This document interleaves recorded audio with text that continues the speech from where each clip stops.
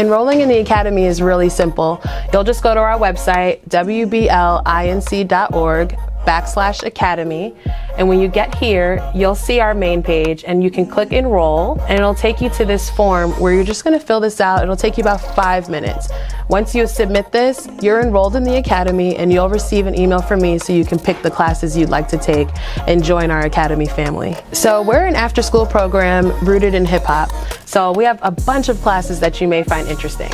You can go right to our website and go to our classes tab and you'll see some of them, from performing arts like hip hop theater, spoken word, hip hop dance, some of our business classes that are like a boss and walk it like I talk it, which would be more arts management and entrepreneur based. And then we also have things like our music classes, emceeing and rapping and beat production and DJing. You can go to wblinc.org/academy to enroll. Ooh-wee! It's week number 10, or episode number 10, of No New Leaders. I'm your primary host, Mazi Mutafa, and I'm joined by my regular co-host, that would be Dr. Jason Nichols. And in a second, we're going to have one of our dynamic trio join us. Carrie, just waiting for her camera to come back on. As we know, the technology here in Restream sometimes is very special. And so, Jay, how you been doing? I've been doing great. I'm really excited for today's show. There are a lot of topics that I think we need to dive into, just as a hip hop community. So I'm really pumped up for this show. I think it's going to be great. Oh, cool. I guess maybe Carrie might just have to be on without her camera. Carrie, are you there? No camera and no microphone. This is one of the things I love about, I don't know if it's just this platform or what, but every single time we have some sort of an issue with the technology. And our guest has just joined us, just waiting for Carrie to come back. Brother Brown, thank you so much for joining us. Waiting backstage, just waiting for Carrie to come back on so she can actually do your introduction. Carrie, if you can turn on your camera, that would be awesome. So before we get to our guest, Jay, what's been going on since the last time I saw you? Because I don't know if it's just the season's changing, but it seems like now you in that sweater weather. I got on the hoodie too. So what's going on, bro? Yeah. I mean, it's definitely gotten cooler, But I was born cool, so it doesn't matter. So it's definitely sweater weather where we are. Want to give a shout out to some of the people that are experiencing really tough weather. Some friends and family out there in Puerto Rico who still don't have electricity. So I want to give a shout out to them.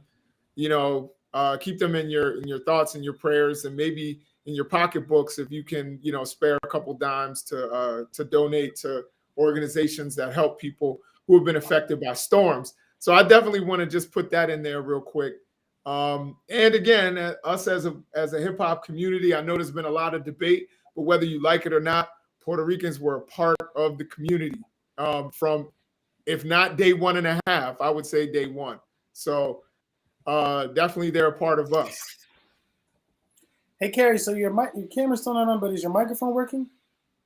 Testing, can you hear me? I can hear you. All right. What's up? The patriarchy is blocking these blessings. I don't understand what's going on. Well, did Brother G2 make it on? He is. He's here. So why don't we go ahead and do a quick, you can go ahead and do a quick introduction for him, and then I'll bring him on screen. Okay. Hopefully your camera will start working at some point during the course of this show. Right. Let's see. This.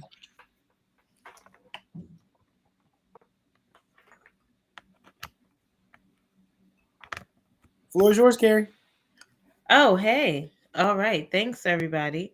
I was trying to see if I changed it to another camera, if that would work. But either way, hello, everyone. This is Carrie at Check the Weather.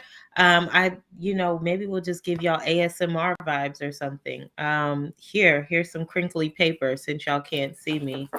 But I really am excited because I had the opportunity to work with a organization called Journey for Justice Alliance over these past few weeks. And throughout the year, they have been working with community groups across the country, gathering up information about what do people see and what do they need to have the right quality of life. And so there's been multiple conversations with stakeholders from everywhere, from New Orleans to Chicago to Wichita, Kansas. And so I was just really inspired by the work that's happening, and they just released their quality of life agenda. So I wanted to bring in one of the leaders of Journey for Justice. The director, his name is Brother G2 Brown. He's a legend in his own right. And really, really, when we talk about the idea of leadership and building leaderful movements, I know that Brother G2 has some amazing insight into that. So I wanted to welcome him into this conversation with my good brothers, Jason and Mazi, as well. Brother Brown, thanks so much for joining us. Oh, no, thank you for having me. And Carrie, thank you, sister, for your kind words. I appreciate that. And also thank you for your participation. You brought a lot of energy into the space, and particularly around environmental justice. So again, I want to humbly say thank you for trusting us to be a part of that space. And thank you, brothers, for welcome. Well, of course. And Carrie, your camera is back. Let's not touch anything. Let's make sure that it stays working. So with that being said, Carrie, why don't you tell our viewers a little bit about that work? You talked about the process, but what that work is that Brother Brown has been doing from Chicago and around the country that we should know about. For sure. Well, I will definitely allow Brother G2 to talk more about that, because I don't want to leave out any of the good parts. So the first part is, what brought y'all to making the decision to move a quality of life agenda? How did that even come about? Yeah. So, sister, I've been a community organizer most of my adult life. And just by chance, the issue that I was often rooted in was either youth investment or education. So I was either organizing young people or organizing with parents and schools to fight for equity in public education. And often in our work, when you work in nonprofit organizations, your agenda is guided by philanthropy. So if you are working on environmental justice, that's kind of your lane. If you're working on education, that's your lane. If you're working on healthcare, that's your lane.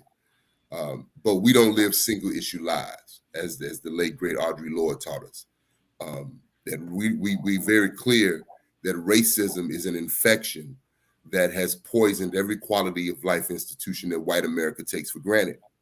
And it's very silent, because there's no one educating us to understand the function of institutions and how they impact our development as human beings. But it's very clear that the way that communities are built are by investing in those basic quality of life institutions that allow people to be the best forms of themselves. And the way you destroy communities is you kill those institutions. So when people look at gentrification, what often goes, and to me, that's a very kind word for purging a particular people from a community. We don't look at the decades of sabotage of schools, of housing, of food production and delivery systems, of unfair treatment by police. I can go on and on, the rights of our seniors.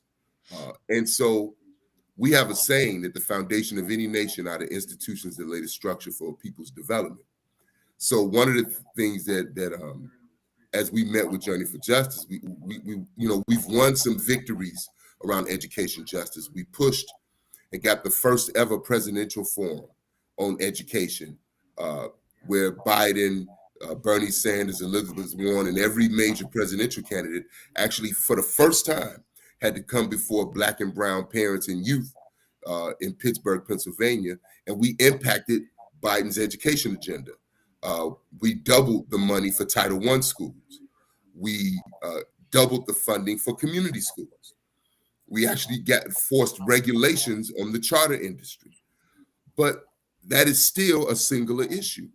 And so are we going to struggle by the mandate of philanthropy, which is often set up to control us? Or are we going to look and say, how do we begin to pool our strength together in different cities, pool our strength together nationally, and make America be our best self? You know, not integrate into America, but impact America by pushing for true anti-racist legislation. And we even understand, sister, that is just part of the equation, because you can't legislate values. But what you can do is create the circumstances where people can begin to come together and also share best practices in meeting our own needs. So that was the reason behind the work. But then the question becomes, how do you do it? Because it's very easy to talk to gatekeeper organizations. Their job is to manage grassroots community organizations and grassroots people anyway. Or can we go directly to the grassroots and bring those organizations together, where you often have people that are struggling around purpose and around principle, and again, build our strength together. So we did that by organizing a few hundred listening projects around the country, where we got with folks in many of the cities and many more that you talked about. And we just asked the question, how has racism poisoned food production and delivery systems in your community, or education, or healthcare, or community safety, or housing, or youth investment? And then we said, okay, well, what is your vision of how this should function? Because if you think about it, it's not really complicated. Nobody comes in our community and asks us, you know, how could this world be a better place, and do it with any sincerity. And so we're very clear, people will fight for what they help to build. So we want to build this platform not for the people, but with the people. And so that's a very slow and unsexy process, but it's also very organic and it's very real. When people know that they're being listened to, they respond differently. And that's been my lived experience as an organizer.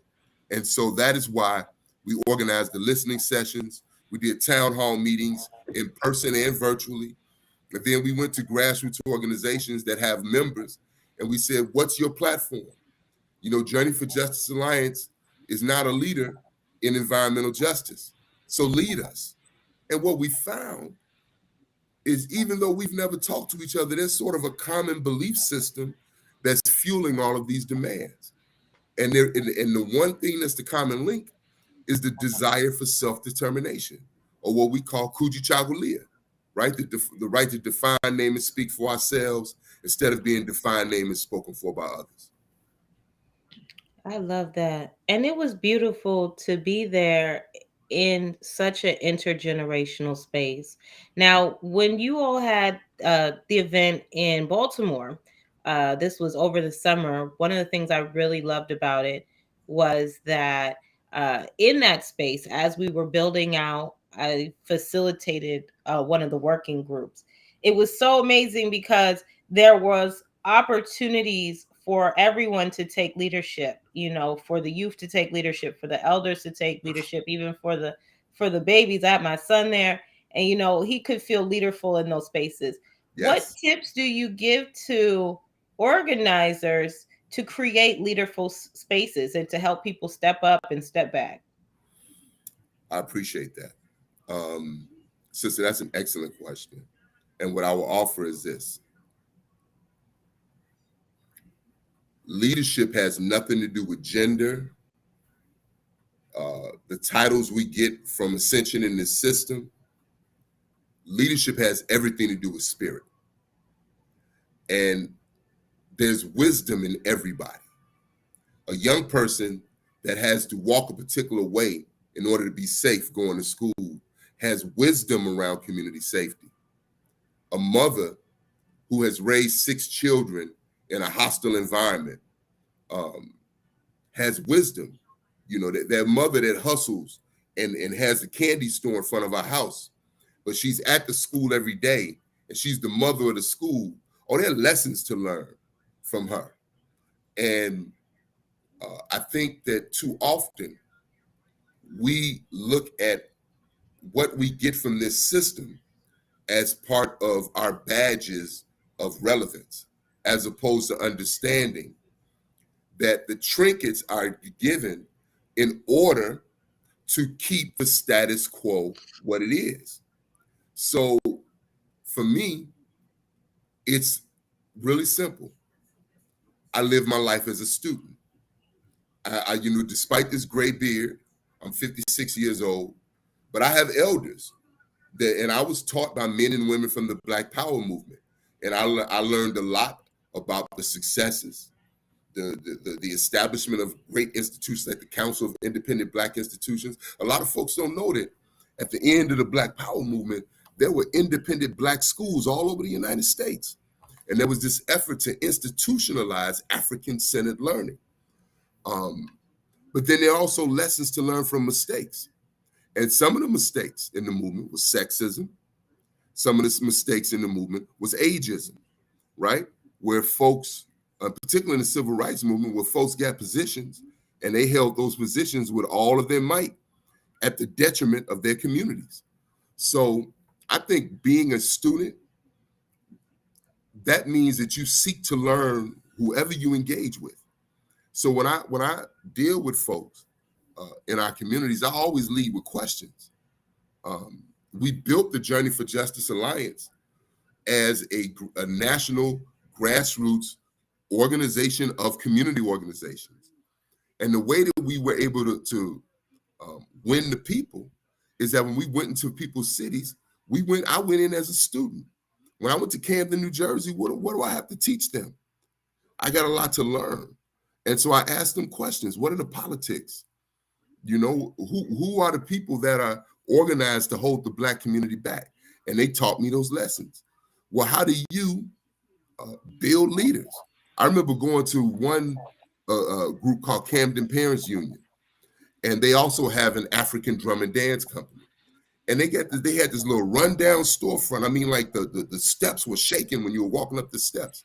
But on the first floor, they had young people learning martial arts, right? And on the second floor, they had young people training in African drum and dance. And in the middle of poverty-stricken Camden, New Jersey, I saw with my own eyes that place was bustling with young people. And then when we sat in the front of this store, and I'm sitting there with Miss Rancha and with Miss Bahija, all day we were out there, and everybody's waving it. Hey, Miss Rancha, hey, Miss Bahija. So I was learning what it meant to be a pillar in your community, regardless of the conditions. So if we have that attitude, you know, what will happen is our people will feel respected. And that's the one thing that we don't get.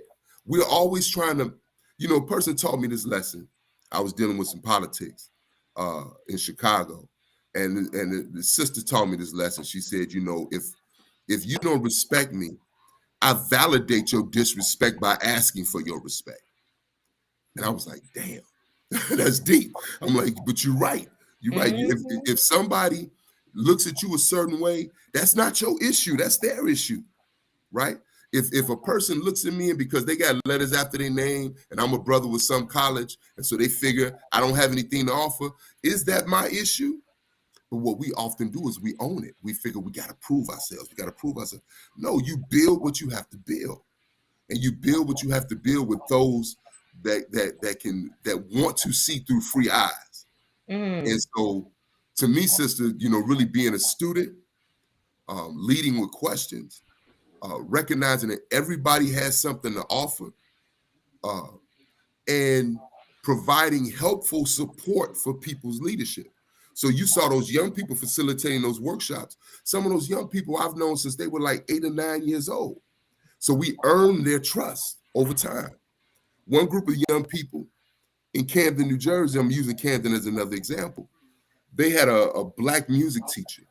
And this brother's amazing. They have one of the best jazz bands in the world in Camden, New Jersey, right? But he also teaches Black history. And the district, where they're trying to privatize the district, they suspended this brother because he made a young brother pull his pants up and talk to him about where that comes from. And so the brother, felt checked and he complained and the parents went and complained and they pulled the brother out the classroom. Do you know that the young people in Camden, New Jersey organized basically an occupation of their band room? They stayed in their band room for 3 days and they didn't leave till that brother was rehired. And he was rehired. And when they was in the band room, I was on Zoom with them and we talking and we strategizing and being there for them in those moments, not to tell them what to do, but to let them know you're right to be pissed off. But this is what you got to do, and you earn that. You earn that respect from them by respecting them. And so I hope that's answering your question, sister. No, that was beautiful. I want to open it up to Jason and Mazi because I know they might have some questions. It looks like Trouble has some questions. She got really excited about this conversation. Yeah. Well, maybe you can talk to us a little about what constitutes the agenda. What's the agenda, the specific points that people are signing on to, contributing to, helping to advance? Yes, sir. So we developed 2 documents. One is the full report. And this is, again, a grassroots-driven quality of life platform. And we focused on key areas where environmental justice, and then we also developed an organizing document in the spirit of like a 10-point platform. And so you have areas such as environmental justice, healthcare, youth investment, housing, community safety, immigrant rights, education, economics, and food production and delivery systems. So we ask people 2 questions, really 2 simple questions. How does racism impact that area? And then what would be your vision for what should happen? And people spoke their lived experience. And so we had, in every listening session, we had scribes. So what Kara is talking about is we were in Baltimore and we brought all that information together and folks had to go in separate rooms and they had hours to hash it out, to, combine things that were the same. And from there came this grassroots quality of life agenda. And we view it as a living, breathing document. This agenda will develop, it will grow, but it's rooted in really going to the people directly impacted and asking for their wisdom on the issues. So we're going to always update it. We're going to change it. We're telling people, take this platform into your neighborhood and adjust it as you see fit, but build those coalitions across issue. See, because again, I come from a community-based organization. That's where I was trained, the Kenwood Oakland Community Organization. It's the oldest Black-led community group in Chicago. Believe it or not, was started by Reverend Jesse Jackson and other community leaders in 1965. So before Jesse Jackson went to Operation Breadbasket, when Martin Luther King came and did the Poor People's Campaign, just before that, Jesse Jackson was the first executive director. Then he joined Operation Breadbasket.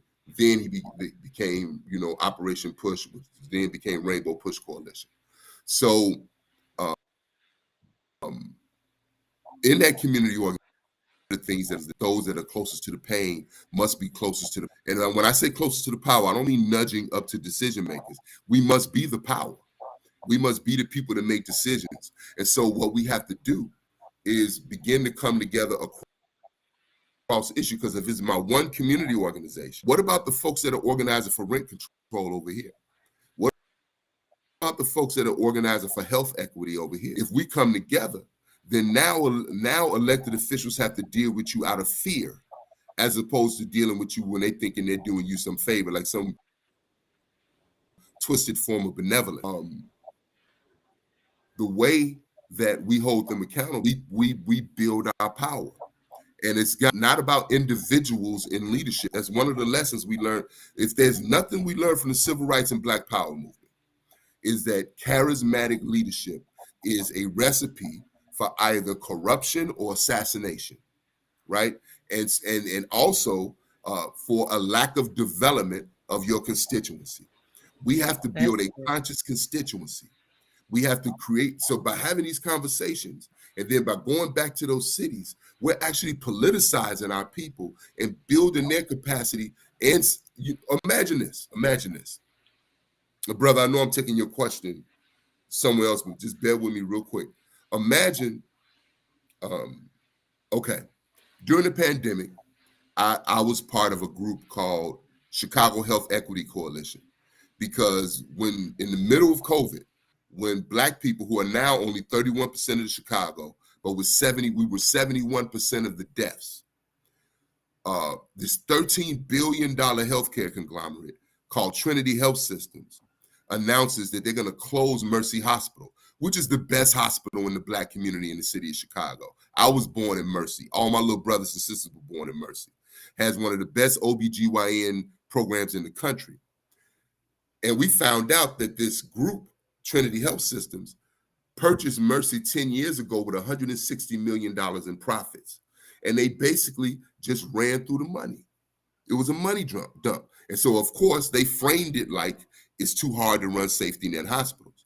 So in the middle of that, we had to organize, and we beat them. We beat back, let me say this differently, a $13 billion Catholic healthcare organization. And that means when you say $13 billion Catholic healthcare organization, that means an organization that's very connected to the Archdiocese and ultimately to the Vatican. That's not some little Catholic running the middle. No, this is like a mobiliare in Godfather 3. And we organized the Chicago Health Equity Coalition. And I'm proud the hospital did not close. We made them sell it. And that hospital is open today with community members on its board of directors. Now, imagine you somebody from Dayton, Ohio, where they just closed your hospital in West Dayton. But now you sitting looking at some Black mamas and grandmothers who got a look in their eye that's different. They got a look in their eye that says, no, we can win. And this is how we beat them. That means something. You remember with the Haitian Revolution, or with Denmark Vesey, or with Nat Turner or Gabriel Prosser, there were always efforts to make sure that the slaves never knew, because they didn't want them to have the thing that's most important in transformative change, and that's hope. Hope and concrete examples. So, brother, that's how we came up with the pillars. And again, why the engagement is so important. There are young people in Oakland from Black Organizing Project who actually won police-free schools, right? They're an inspiration to other young people around the country who want to do the same. Our job is to bring them together. And you don't have to control that conversation. All you got to do is let it ride. And as they talking, the young people are looking at each other. What? And then how'd y'all do it? And they taking notes. That's what organizing is about. So just a quick follow-up question before we go to Jason. Because part of what I appreciate about the introduction to the agenda is you talking about your own training and development in terms of the organizations you've participated in, the communities you're a part of. You've talked about kind of historical models that you can point to compare it to. And you've talked about a kind of process that decenters charismatic leader and centers community experience, point of view, perspective for the ultimate goal of their engagement and for them to be the advocates for the things they want. So my question for you is, in the process of developing or hosting these listening sessions around the country, are there things that have come out of that process that are in the two documents that in your mind and in the minds of the people that participated represent something new, or is it really a repositioning of kind of old injustices that still haven't been dealt with? What would you say what would you say has come out of this that you think represents something that's new? Well, I would say, I would say that there was a lot of suggestions that were like brilliant. Like one that came from a listening project that we did in St. Louis was saying that give local businesses tax breaks to hire 16 to 24-year-olds, right? And partner with community organizations to train those young people so that they understand how to be in the world of work. And that meant a lot to me, because a society that does not invest in its young people betrays its young people, right? So that was heavy. There was another one that talked about, I'm just off my memory, I'm not even looking at the document, but I know there was one that also talked about partnering with community colleges to train young people in green technology trades, because that's the fastest growing industry in the world right now, is green technology.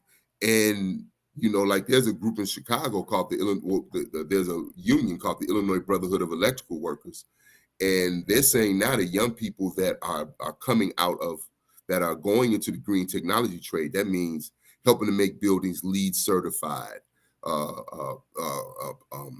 fitting houses for solar, putting up, wind energy and things of that nature, starts off at $18 an hour as like an apprentice, right? With lots of room for advancement. Why did that make sense? Because we're locked out of the normal building trades, right? So they have organized themselves.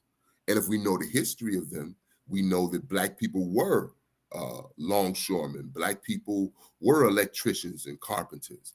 But when white immigrants or immigrants who were now being allowed to call themselves white, whether they were Polish, whether they were Russian, whether they were Italian, when they came into the United States in the 19th century, the job was to get Black to clear the land, clear the landscape.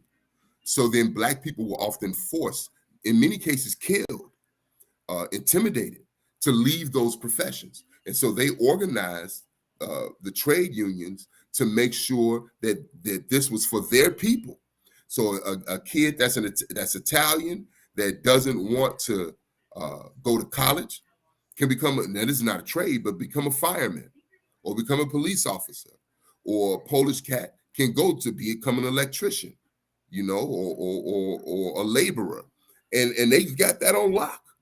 And so this was important to me because it really spoke to, really moving our young people in that particular direction, that they necessarily don't want to go to college, because again, college is not for everybody.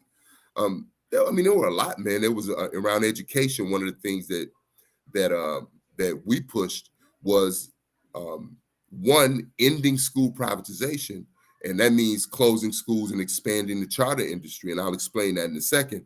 And then two, that every school that has over 60% free and reduced lunch should be able to be what's called a sustainable community school.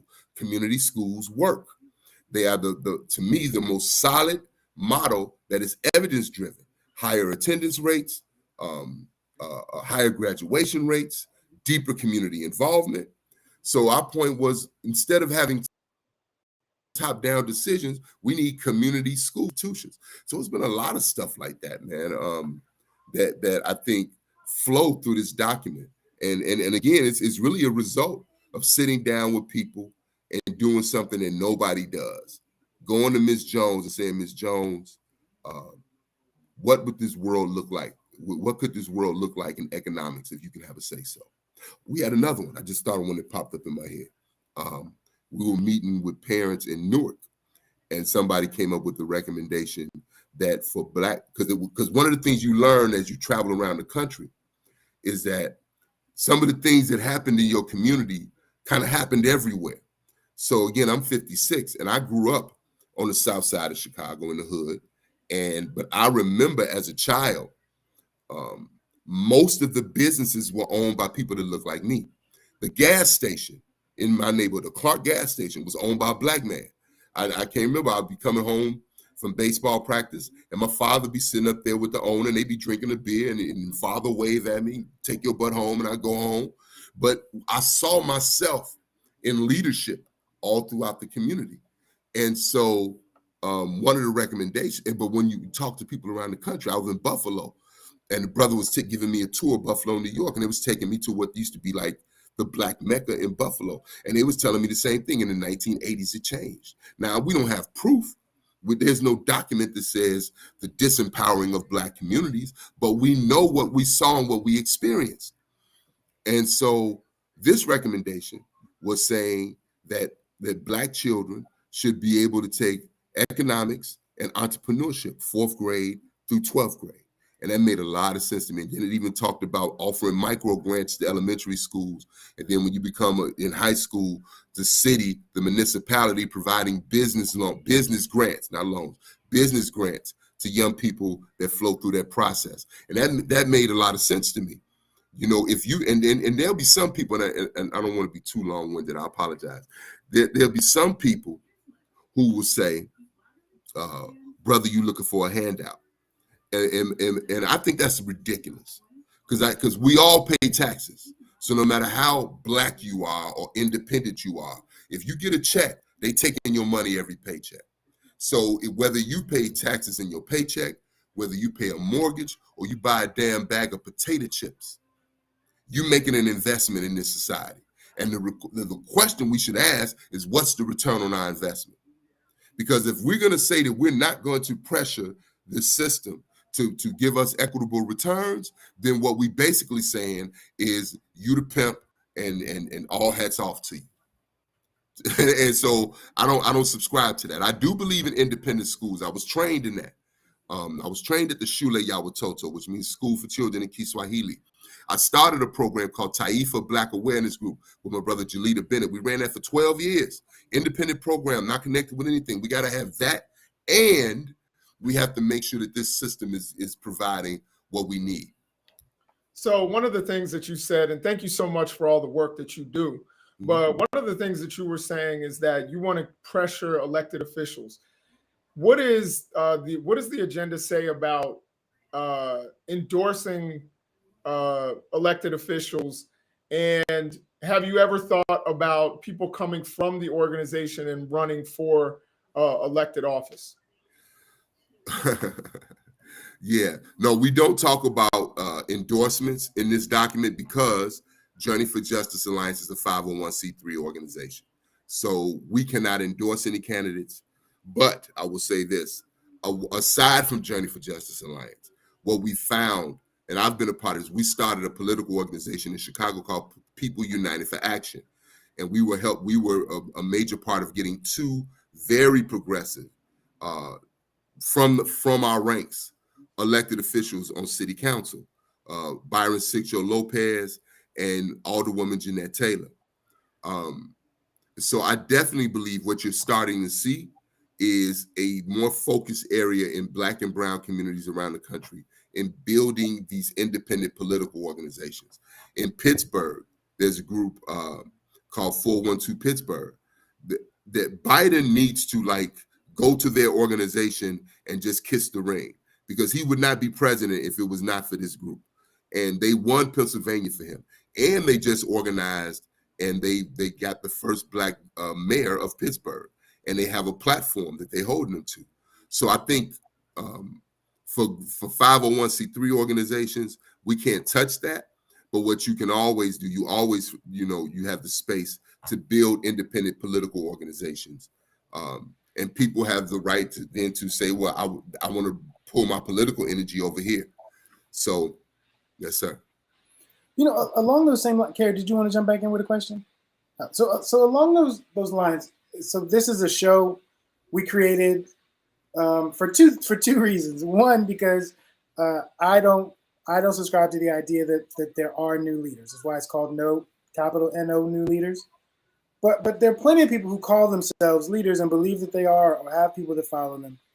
Jason likes to usually respond that my argument is kind of semantics. But I wonder, because you talked about leadership, but the words you used were student, the words you used were humble, the words you used were community, you used words like facilitation.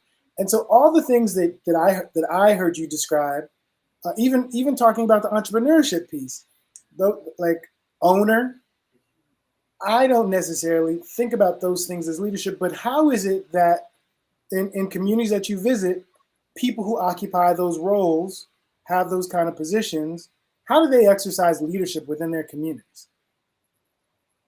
So I think it varies, man. But I'm very clear that people are often appointed leaders or appoint themselves leaders, and often that is to make sure that they're able to get their nudge, to get their nose in their little spot in the trough, right? in the pig trough. So I think there are different models of leadership. You know, there's dictatorship, there's laissez-faire leadership. You know, the dictatorship is where, you know, an individual exerts control over policies, procedures, decisions. Then you have laissez-faire leadership, which is sort of like hands off, right? And the model that I was taught in is collective leadership, and it's a struggle because we live in an individualistic society. The belief system that guides the United States is individualism, capitalism. I get mine, you get yours. To the survival of the fittest. To the victor goes the spoils. But that's not what we come from. We come from a system of collective leadership, but none of us remember it because we live in the United States. And so I think one of the things we've had to do in Journey for Justice is really take that understanding and work it with different groups. And so I give an example. We'll be in an event and somebody will say, you know, brother G2, brother G2, brother G2. And I'm consistently saying, no, it's all of you. It's us. And I'll lift up the work of other people so that they understand. Like the national organizer of Journey for Justice is a sister named Rancha Dickerson. And Rancha came to me 5 years ago as a relatively new organizer, but as a woman who had done a lot of cultural and activism work. She said, I want to learn. Can I become the national organizer and train me? And that sister has become a dynamo, a force of nature in regards to helping J4J grow. And I can go on and on about the people that I've been blessed to sort of be in partnership with as we build this. My job or my title is national director. And my responsibility within that is, you know, to be able to be the person that can see over the horizon. But if I understand everything correctly, and folks notice, if my job is to pass out water, if my job is to sit at the sign-in table, if my job is to hand out meals, I'm honored to do all of it because it's all a contribution. So I think the way that you see the leadership expressed in communities is often, you know, leader, members. And people are trying to build the leadership of their members. So they try to create opportunities where their members can grow. So they give their members speaking opportunities. The members go on trips with the director and they're able to be in meetings and they're processing it and stuff like that. So then what we do is we provide opportunities for those people to deepen their leadership. And then also we provide opportunities for those executive directors to understand how we do what we do. Because Journey for Justice Alliance was not started with a grant. I want to be very clear. This organization was built from the dirt. We were just parents that were looking around and our schools were closing. And these people who have no experience in our communities were shaping the narrative. And so we came together on a series of phone calls. And then we were all part of this funding collaborative called Community Partners for Education, for Educational Reform. And there was a conference in Chicago. Now we was broke. We was truly trying to make $1 out of 15 cents. And but the foundations were paying for all of us to come to Chicago. So we had a scheme. We said, look, y'all come to Chicago and we're going to do a national press conference and we're going to file Title VI civil rights complaints against the Department of Education for racist treatment towards Black schools. And so we got there and 12 cities filed Title VI civil rights complaints. We had a huge press conference and on my father, 10 minutes later, my phone rings and it's Arnie Duncan, who at that time was the education secretary of the U.S. And so that let us know, we got something. And then we wanted to do a march. We did a march from the Department of Labor to the Department of Education to file additional civil rights complaints and to demand federal investment in summer jobs. And then foundations kicked in. They funded the action. They didn't fund the organization because it really wasn't an organization yet. And we got 5,000 people there and we did it. And it got a lot of national press and J4J was born. right? But it was born, it was truly an organization that was built from the dust. And so we wanted to let people understand. So now people are asking, well, how are you all in 38 cities? Now you get regional organizers? You have a budget, right? We're not like rolling, but we have a relatively stable budget. And the question was, how did you do it? And we explained. And we explain to folks how we do it. How do you have these people who were part of really small community organizations who are now able to manage being the Southern organizer or being a national youth organizer? And we break that down to people just in regards to how we do and how we develop our leaders. And so we provide training for not only executive directors in our organization, but also for the membership. So do they need training on base building? Do they need training on how to cut an issue? Do they need training on building coalitions and how to effectively build coalitions and alliances, right? What's the difference between a coalition and an alliance? So whatever the need is, we have the collective experience to be able to meet their needs. For example, we have a sister that's on our coordinating committee named Zakia Ansari from Brooklyn. And Zakia just led a campaign that's been a 20-year campaign to get $4 billion that were owed New York children from the state, and they won. And Cuomo, who has no love for us, had to back down because they built this public outcry that was just ringing everywhere. And they won $4 billion for New York's children, in addition to the regular education budget. So people like that have a lot to teach, man. They have a lot to offer. And so my job is not supposed to be to promote myself, but to promote those people, and right? Because the stronger we are, the stronger I am. Because I'm part of a we. That's what's important. Because anything can happen to me. Anything can happen to me or any other individual. That's why charismatic leadership is so dangerous. It's dangerous because what happens is you get the shepherd and the sheep mentality. Right? And we begin to look at that individual, whether it's reverend this or reverend that, or doctor this or doctor that, and you start believing that person has something you don't, which is inaccurate. The problem is we don't have a system. We don't have systems of education that help our people find that leader that's inside of them. So that's what we work to do. So 2 quick questions. Carrie, you want to jump in now? No, y'all are on a roll. I really wanted y'all to get to know each other. So yeah, come on, let's go. All good. So 2 quick questions. I usually like to talk about like hip hop as a cultural movement, as a leaderless movement that also drew inspiration from the same things that you're describing in terms of witnessing people who were seen as the leaders be murdered. That hip hop in its inception never had a leader, but it's been working to make progress, incremental as it might be, over time. So one is, do you derive any inspiration from what is you've witnessed from hip hop communities, artists, organizers? But the second question is connected to something you said earlier. Can I jump on that first question before I forget it? Go ahead. So despite the gray beard, I've been an MC since I was 14 years old. I'm Zulu Nation. I was the first MC in Chicago. I was in a group called Ten Trey, the first Chicago rap group to ever sign a major record label. I toured with Public Enemy, X-Clan, all of that. So I actually have a slightly different, just friendly pushback. I do think that hip hop has had a leader, and that leader has been the music industry. And the one thing that industry has always done, see, I remember when hip hop changed, and I'm sure you all do too, but I remember when hip hop politicized us. And I grew up in a gangster disciple neighborhood. That was one of the major street organizations in Chicago.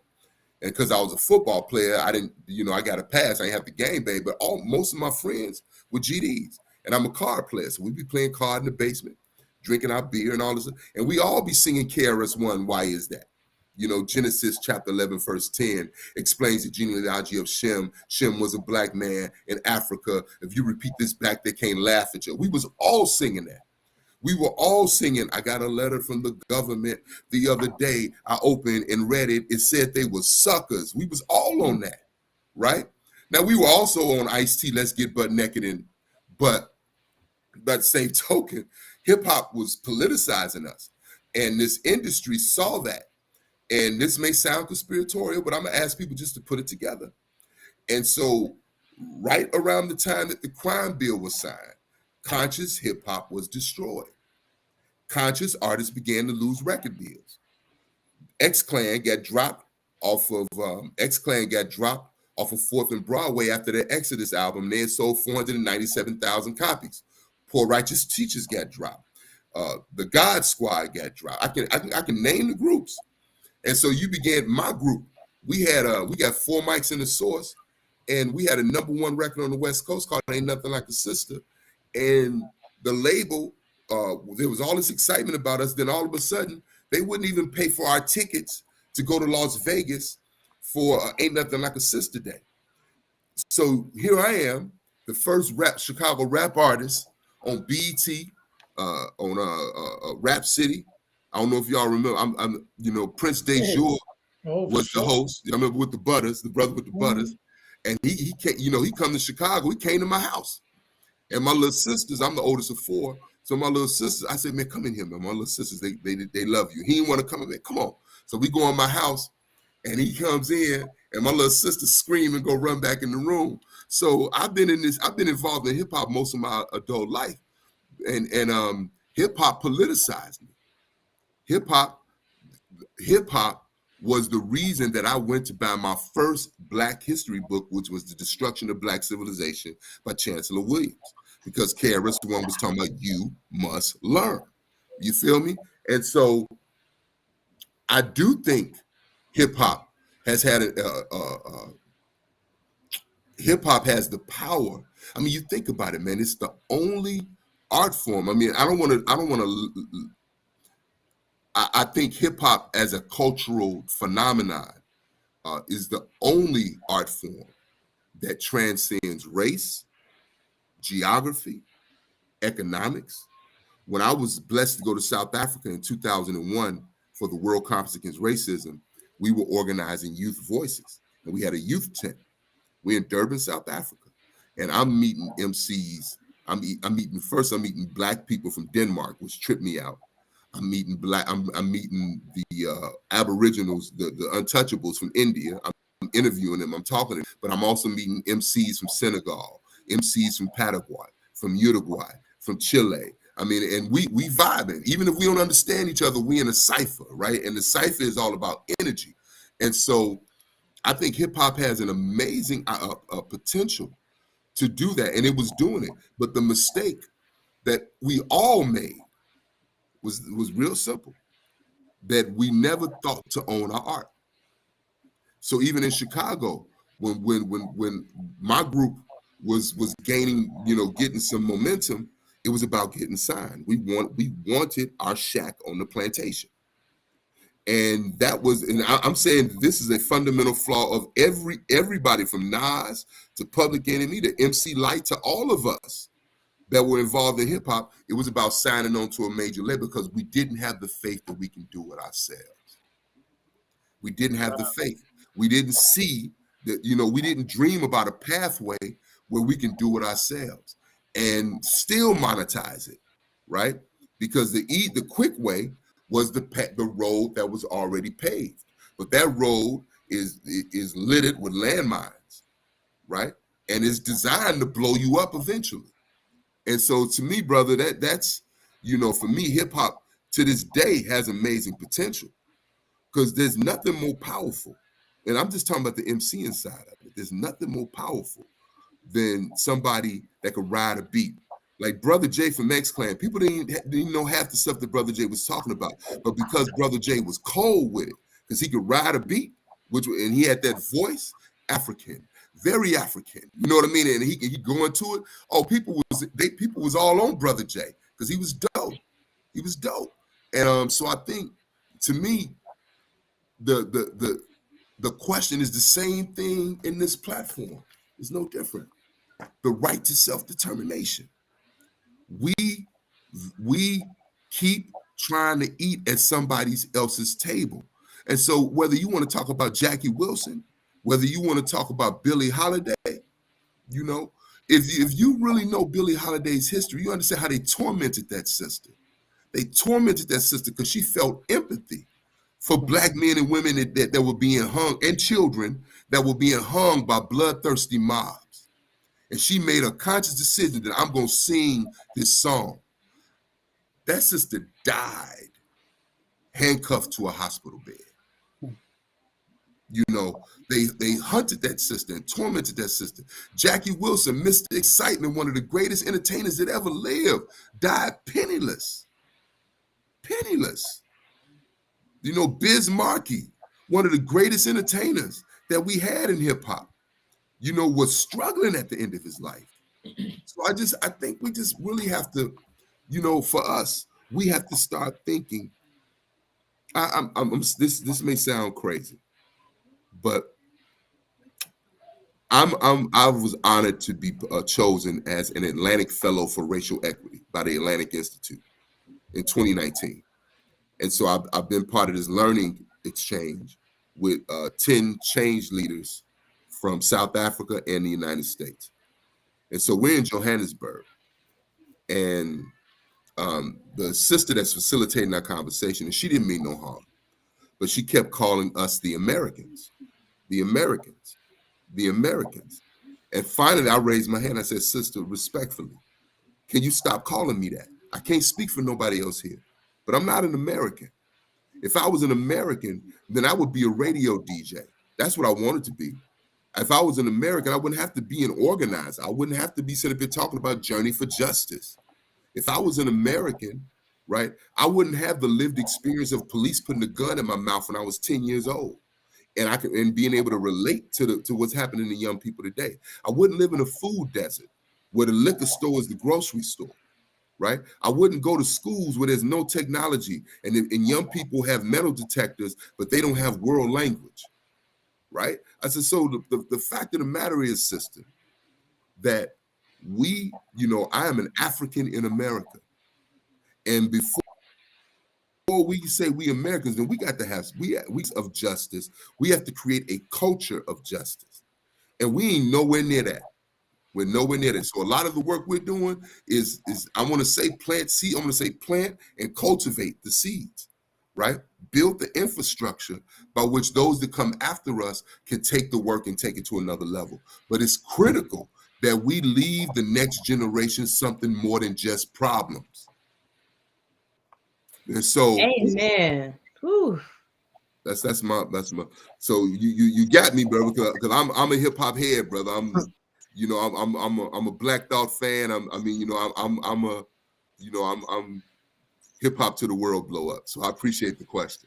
I just really quick before you get into that piece, Mazi, it made me think a lot about our conversation we had on one of the first episodes about leadership and what is, I don't know if you all froze, but what it means to be a leader. And we talked a lot about like the different influences, like something can be an influence on your life, like a manager, like maybe you're following this because this is what's going to pay you, versus someone who is organically someone that you want to follow or something that you want to follow. So I thought that was interesting to just think about the music industry in that same perspective. But Mazi, I know you had a second question. Well, I don't know if he's frozen, but I'm gonna jump in and ask, you know, so brother, you talked a little bit about leaders in movements, and maybe we shouldn't have charismatic leadership, and maybe that's dangerous. But I think about the Black Lives Matter movement, and one of the critiques of the Black Lives Matter movement is the fact that when you don't have central leadership, it allows for other people to represent your cause. And sometimes that muddies the message, and that can eventually lead to the downfall. So I wanted to hear your perspective on that and on the Black Lives Matter movement, and whether you think that that's why it didn't make the change that maybe it set out to. And I mean, I think that the door is still open for it to do so. I have really good relationships with a lot of younger leaders in Black Lives Matter, Asada's daughters, Let Us Breathe, a lot of them.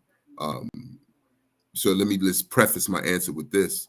In 2015, I was one of the people who waged a 34-day hunger strike to save our last open enrollment high school called Dyett High School on the south side of Chicago. And on the 32nd day of the hunger strike, young people from Black Lives Matter had marched. I don't know if you all remember, it was a sister named Rakia Boyd who was shot by the Chicago police on a porch. So they're at the police headquarters, which is about a mile and a half from Dyett. And current mayor Lori Lightfoot shut those young people down in a meeting. Rakia Boyd's brother was trying to testify, and she shut that meeting down. So when people say, is she progressive? I'm like, no, this sister has always been Chicago machine. She's just been behind the scenes. Now, what those young people did, I'll never forget.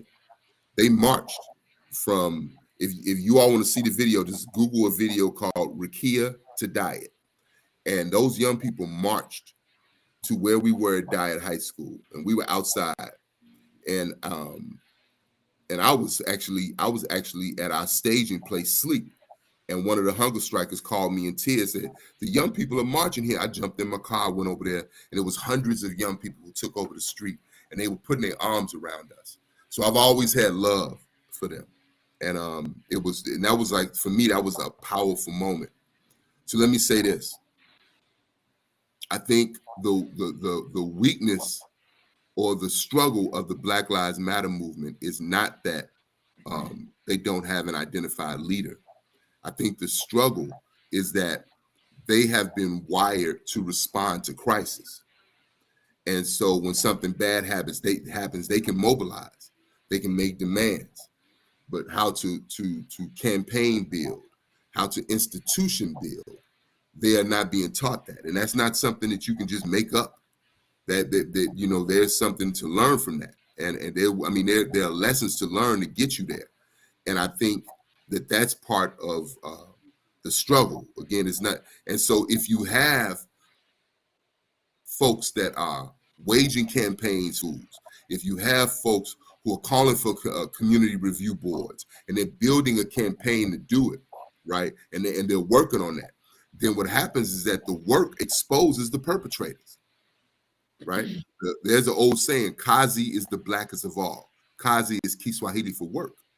And so but if we're just activists, if we're just rising up in a particular moment, we don't learn how to build. Let's start with the beginning of our conversation. The foundation of any nation are the institutions that lay the structure for our development. So the people that build nations know how to establish institutions. We have an American education system that is 17th in the world, but when you take out poverty, it's number 2, which means it has mastered the art of mis- and undereducating us. That's what the institution does, right? We have certain neighborhoods, they have a Whole Foods, then you got Baba's liquor store, right? That liquor store is set up as our food production and delivery system. So we have to learn how to build programs, we have to learn how to build campaigns, and we have to learn how to build institutions. That's how you protect yourself from infiltration and from perpetration. And then another thing, just on the infiltration piece, we learned this from the Black Panther Party. And I've talked to former Panthers and said, no, if somebody came and said, man, I want to off the pigs, we gave them a flyer to the next meeting. Next thing you know, they in the meeting, and they working for the police. And that's a lesson. It's not a condemnation. It's a lesson to understand. We can't just glorify, romanticize our past. We have to understand it. There are class lessons. W.B. Du Bois and the Niagara movement against Marcus Garvey. They didn't want this little uneducated man from Jamaica to be assuming leadership. Now, they both had charismatic leadership models, which was a flaw. But the thing that Marcus Garvey did that was brilliant is that he built his organization off of global grassroots engagement. And so he had 11 million members, and none of them could understand why the same 100 people were coming to their events, and Marcus Garvey was speaking in front of packed stadiums, right? They couldn't understand it. And W.B. Du Bois admitted towards the end of his life that he was wrong. He said that's his biggest regret. He said Marcus Garvey was a leader of men. Now that he was sexist, he didn't say women and men, but you get the point. And so I think that that's, to me, the work that I would humbly say the Black Lives Matter movement has to partake. It has to engage with veteran organizers that can help share those lessons. Because I'm not trying to sit in front of nobody or take no space from nobody or jump in front of nobody's camera. But I do think there are organizations here in the United States where you can learn how to institution build. You can learn how to build campaigns. A lot of folks don't like to do it because everybody ain't built for it. You know what I mean? Everybody not built to be an organizer. It's easy to talk that talk, but when you get doors slammed in your face, or the police come and arrest your people, or you can't get the mic. The mic ain't yours to get today. How do you deal with that? And so those are my thoughts, brother. Brother Brown, so we're at our time. It feels like this needs to be a 3-hour show, not just an hour. We're so grateful for you taking the time to come and share with us. I definitely am going to be reaching out to you to come to DC or to engage some of the work that we're trying to do. Where can people keep track of what you're doing and maybe be a part of some future listening session or efforts to implement the priorities? How can people keep up with you? Well, so first, brother, thank all of you. I appreciate just being able to have a space where we can talk freely. I appreciate that. I appreciate the respect that you all have shown. Much love, and I'd be honored to sit down and let's chop it up, because I that are ready to rock and roll, the better. You know what I'm saying? And so you can reach me, you can reach the Journey for Justice Alliance at J4J _USA on Twitter, J4J _USA. You can reach me at Brother G2, that's brother with an A, JITU, at Brother G2. And then you can reach us on our Journey for Justice Alliance Facebook page. You can email us at info@j4jalliance.com. And my MySpace page. No, I'm just kidding. I let that go. But no, man, I really appreciate y'all, man, and I wish y'all nothing but the best. And consider me a brother in this work. And let's make sure, Sister Carrie, we can exchange information. I'll come and we can break bread and just chop it up a little bit. Sounds like a plan. All right. Peace. Thank you. Carrie, so we was planning to do some frivolous conversation talking about what's going on, and like Brother Brown took it to a whole nother level. Thank you so much for reaching out to him and inviting him to join us. It was a great conversation, and he introduced another model of leadership that no one else has shared in these first 10 episodes, being collective leadership. So I really appreciate us continuing to expand the lexicon of what leadership looks like, what models can look like, and even the conversation you all had at the end around a very specific organization and what it could do to have greater impact makes this even more relevant for the people that are watching. For sure. I know we didn't get to talk about it, but you know what we did learn? Right. The radio DJs matter. So they're the organizers too. Sway might have more answers than we think. We just got to turn them into more organizers. That's a beautiful thing. It might even be worth it, because actually the way we could frame that conversation, like we were just responding to what's going on, maybe we actually should get a couple of radio-based DJs from back in the day in the moment to talk about breaking records, getting information out, the role they play in helping to build community as leaders, as thought leaders, tastemakers, etc. That could actually be a really interesting take on this current Sway does got the answers, and DJ Academic needs to go back to school to learn a little bit more about history. Could be interesting. Let's get them all back to school. Come on, DJ Academics. And I think tag him so he can get this knowledge. I think the some of the things that Brother Brown was saying actually add to that conversation, not only about Kanye West and Sway, but also about DJ Academics and him saying people are broke he kind of explained why perhaps that is. You know, that this is an industry that does that. It breaks people, and and uses them for its purposes. And whenever it's, your message starts to grow a little too much, they get rid of you. So I think he explained a lot, even though we didn't necessarily get to dive into it specifically. I wish I had known he's an MC. We could have had that conversation with him. Yeah. So this is Carrie dropping jewels. Whenever I ask Carrie to bring guests, she always brings people who are doing super important work that more people need to know about. And I really appreciate your leadership in this effort of having this great conversation. Thanks for creating the space, Mozzie. Even though you don't believe in any new leaders, you're showing up real leaderful today. Same with you, Jason. Great challenging questions, and we got this till the next time, I suppose. Indeed. All right, y'all. That's episode 10. Catch you next Sunday for the next episode of No New Leaders. Peace, y'all. SP1200, the blue light bulb, to the board, the engineer's hands, and the limited well of patience. Hallelujah to everybody say ho, amen to all the ladies say ow. Thank God for make money, money, make money, money, and bless every hand that was ever put in the air in your name.